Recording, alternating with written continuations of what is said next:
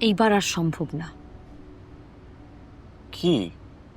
বাবাকে সামলান। লাস্ট যে কোম্পানিতে আমি ভাইবা দিয়েছিলাম সেটার রেজাল্ট আজকে আসছে। ও, এর জন্য মন খারাপ?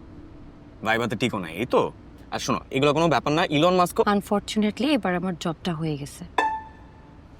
এইবার আমি বাবাকে কি বলে আটকাবো?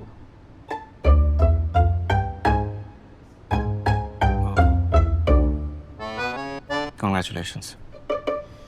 তুমি কিছু একটা করো প্লিজ।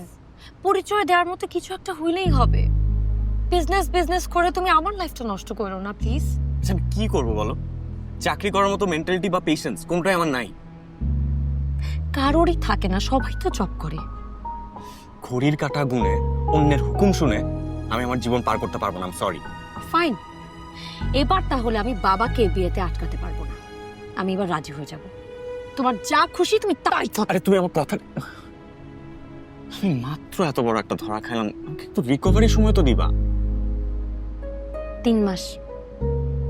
এই 3 মাসের মধ্যে যদি তুমি কিছু করতে না পারো তাহলে নিজ দায়িত্বে এসে আমার বিয়েটা খেয়ে যাও।